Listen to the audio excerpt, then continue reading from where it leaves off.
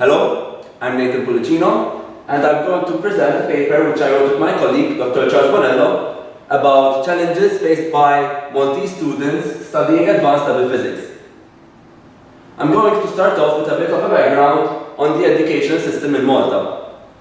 First of all, students attend compulsory schooling until the age of about 16. Students can then choose to further their studies at higher education institutions for about 2 years, and then students can progress into university. Now, there are two main sets of examinations which students have to sit for. Each set of examinations progresses students from one level to the next. After compulsory schooling, students sit for the secondary education certificate examinations. Now, there are two papers to these examinations. Paper 1 is common to all students, and then students can choose whether to sit for paper 2A or paper 2B. Students who sit for paper 2A can obtain higher marks. Therefore, paper 2A is usually chosen by students who wish to further their studies in that particular subject. The marks the student can obtain after sitting for paper 2A are from 1, which is the highest possible mark, down to 5. Students sitting for paper 2B can obtain marks from 4 down to 7. After 2 years at higher education institutions, students can then sit for the matriculation certificate examinations. Now, there are two levels for these examinations, advanced level and intermediate level. In this study, I'm going to consider students who sat for advanced level physics after having done their secondary education certificate examinations. In the last decade or so, the number of students furthering their studies in physics has declined from just less than 600 to less than 400. Now, in terms of percentages, this means that from 13% of students furthering their studies in physics, that number is now down to less than 11. In terms of paper 2 applicants only, from almost 30% of students who used to further their studies in physics, now only 17% of students choose to further their studies in the subject. Possible reasons behind this decline include career opportunities. Literature shows that students take into consideration the career opportunities available when deciding what to study at higher levels. It may simply be the case that students dislike the subject at compulsory level and therefore do not wish to further their studies in the subject. Studies, even local studies, show that poor performance at compulsory level affects students' decisions on what to study later on. So, if students performed poorly at compulsory level, then students will probably not choose to further their studies in that particular subject. Being given false impressions of how well students understand the subject may also lead to students dropping out at higher education institutions. It may also be the case that students are underprepared, which leads them to not successfully complete their course and to drop out, or else to perform poorly. Now, underprepared students means any student whose academic skills fall below those necessary for success at any education level. Now, the compulsory level physics syllabus aims, first of all, to contribute to students' general education, and secondly, to provide a basis for further studies in the subject. The aim of this study is firstly to determine the extent to which the latter aim is being observed. Secondly, to identify challenges faced by advanced level physics students. And thirdly, to suggest ways of improving the situation. The views considered in this study were those of advanced level physics students who sat for their A-level examinations between 2011 and 2018, and also the views of post-secondary physics teachers. Some more details. The advanced level physics students that were taken into consideration were mostly university attendance. These students completed a total of 200 online questionnaires and 200 online questionnaires out of an entire population of 3,430 means a 6.73 margin of error. Now, 7 post-secondary physics teachers were chosen for this study, and each one of these teachers conducted a semi-structured interview, and also these 7 teachers were from 6 different institutions. Now, the grade which students obtain at compulsory level is shown to be a good indicator of future performance. As you can see in this graph, students who obtained an A in their A-level examinations, most of them had obtained the highest possible grade at compulsory level, which is 1. This number then slightly declines as we move upwards. So, students who obtained a B in their A-level examinations, a slightly less percentage of them had obtained a 1. Now, on the other hand, if we consider students who obtained a D in their advanced level examinations, most of them had obtained a 4, which is the lowest grade at compulsory level. Now, when asked to rate the difficulty of both compulsory level physics and advanced level physics, students answered that they found SEC physics slightly easy to understand or easy to understand, and advanced level physics students said that they found advanced level physics challenging to understand. This shows that there is quite an academic disparity between the 2 levels. In fact, when asked to comment on the gap in terms of difficulty between the 2 levels, students stated that this gap is excessive. When asked to comment on this academic disparity, 6 out of 7 teachers agreed that this disparity is too large. 3 of these teachers also elaborated that, firstly, compulsory physics mostly requires lower order thinking skills. This leads to students choosing to memorize concepts rather than understanding them properly. And also, these teachers commented that there is quite a leap from simply inputting values into an equation at compulsory level to having to solve complex multi-step problems at A level. When asked to elaborate more on mathematics and problem-solving skills, 5 teachers agreed that students tend to be ill-prepared in terms of mathematics and struggle to comprehend certain mathematical aspects of advanced level physics. Students pinpointed indices, algebra, simultaneous equations, and how to deconstruct a problem as the main issues when it comes to mathematics at higher levels. Now, it's interesting to note that these 4 areas are areas which the students should know very well from compulsory level, because these are all included in mathematics at compulsory level. The teachers also commented that reducing mathematics from the compulsory syllabus has a detrimental effect on students studying advanced level physics, because it gives students the impression that mathematics is not important, which is certainly not the case when you're studying physics. These teachers believe that a shift of focus is needed at compulsory level.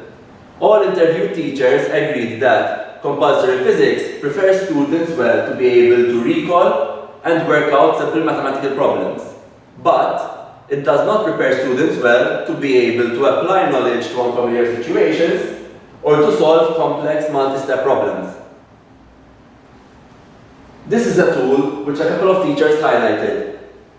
This tool is used by compulsory physics students and compulsory math students to help them change the subject of the equation. So in this case, this triangle shows the relationship between pressure, force, and area. Now, if students wish to find the force, for example, they simply cover the F, and they know that the force is pressure multiplied by the area. If the students want to figure out what the pressure is, they simply cover the P, and they know that it is the force divided by the area. Now, while this tool could help students who struggle to understand mathematics, it should not be used by all students, because if students choose to use this tool later on with equations which are more complex than this one, then it would lead to students struggling. Now, on mathematics and problem-solving skills, most students believe that the use of mathematics should be emphasized more at compulsory level. Also, the majority of students pointed out that they were taught an oversimplistic definition of direct proportionality.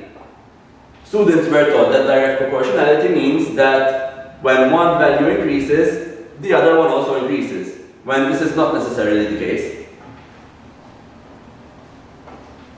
Local studies show that students are concerned about not understanding exam questions and also find difficulties in expressing themselves in English.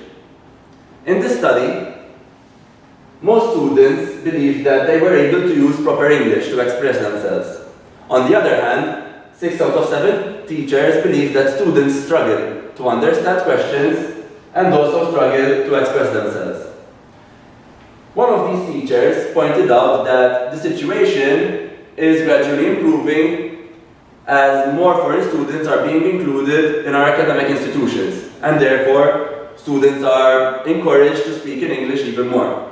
In fact, the only teacher who did not believe that students struggle to express themselves was a teacher who teaches a large amount of foreign students, and therefore students have to speak in English in that institution. Possible reasons behind the divide of students believing that they are well prepared and teachers believing that they are not may be that students, respondents, do not represent the entire cohort of students who sat for advanced level physics. It may also be the case that students are given the wrong impression of their abilities. It may be that the students are well prepared to recall, but not well prepared to discuss, and they confuse the two. Literature shows that teaching pedagogy affects the number of underprepared students. Students pointed out that negative teaching styles preventing them from understanding concepts properly at compulsory level. The students also highlighted teaching for exam purposes as one of the negative teaching styles. Teachers pointed out that student ability and predisposition towards learning depends on the previous institutions and on the teacher which the students had at compulsory level. Teachers also pointed out that learning by memorization has a negative effect on student preparation and performance.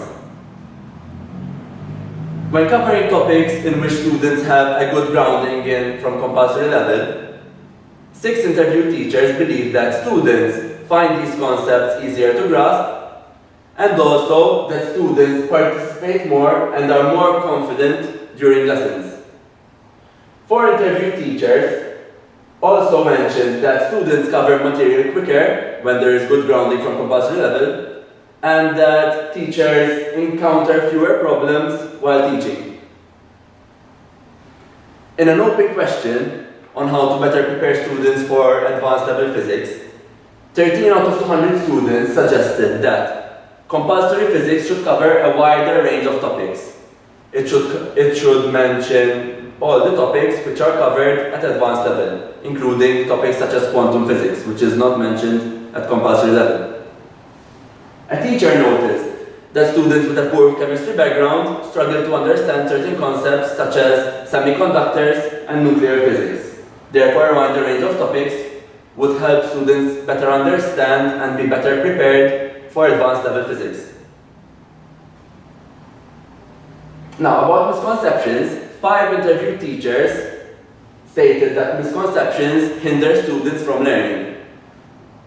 These teachers also mentioned that it is harder to adjust previously learned information than it is to learn something completely new. For example, at compulsory level, students are taught that the acceleration due to gravity is 10 meters per second squared. Then, at advanced level, students are taught that the acceleration due to gravity is actually 9.81 meters per second squared.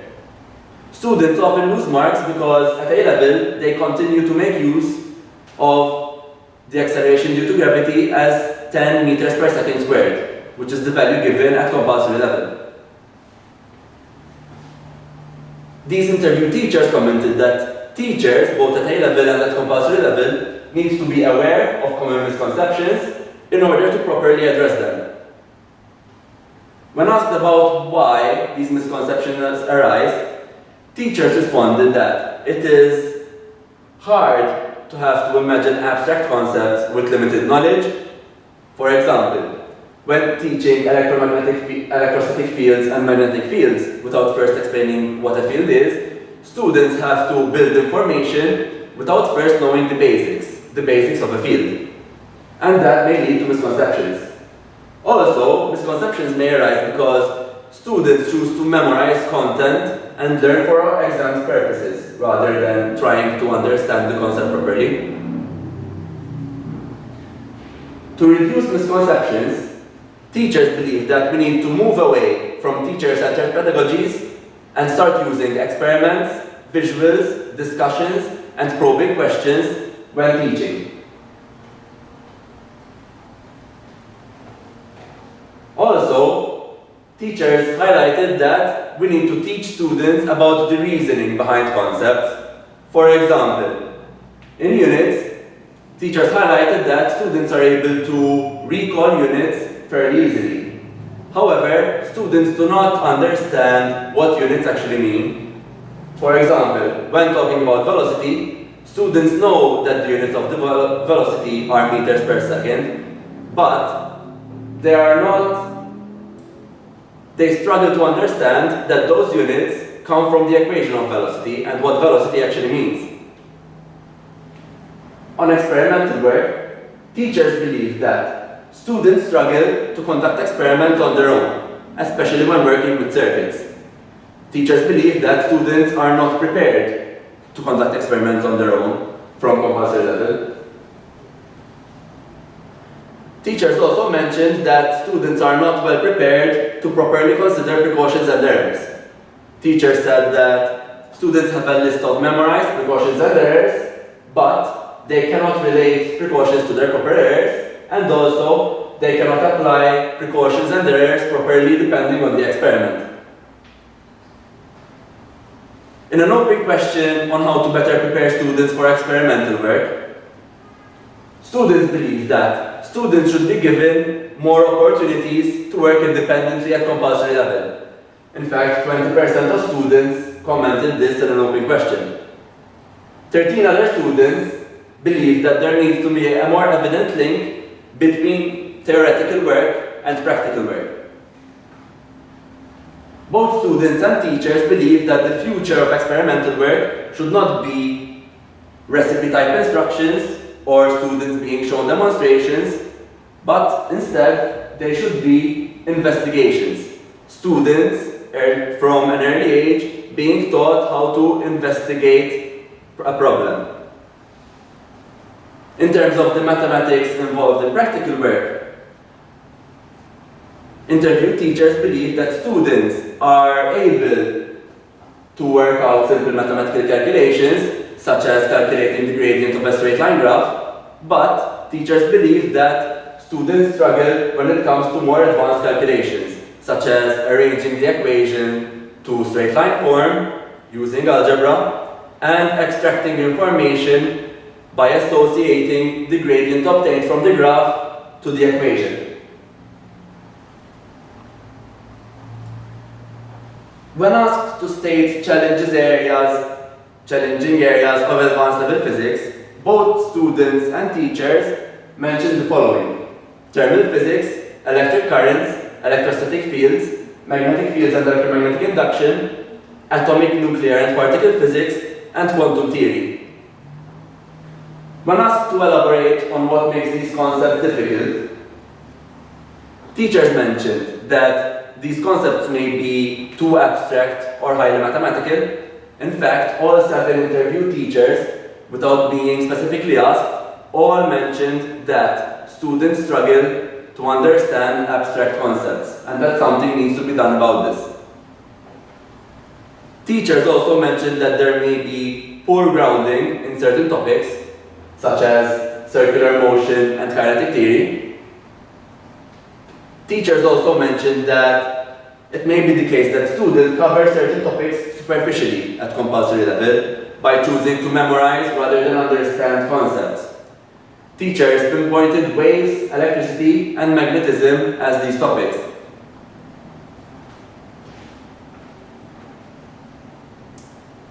Choosing to memorize rather than understand leads to students confusing terms such as voltage and current, for example. In conclusion, skills that need to be nurtured at compulsory level are higher order thinking skills, language, problem solving, and mathematics. Lastly, in terms of the amount of content present at compulsory level, 4 teachers stated that they would like compulsory physics to cover more content and to go into more detail. On the other hand, the 3 other teachers believe that compulsory physics should only cover specific topics and ensure that they are covered well. The reasoning behind this was that only 10% of students further their studies in physics, and therefore it would not be fair to add material to students who do not wish to further their studies in the subject or who already struggle to comprehend the subject at compulsory level. So, this brings us to the question: is compulsory physics trying to do too much? Perhaps it is time for compulsory physics to be split up into 2 syllabi. One which helps students further their studies in the subject more, and one which is similar to the one we already have, which helps students to have a general background of science. Thank you.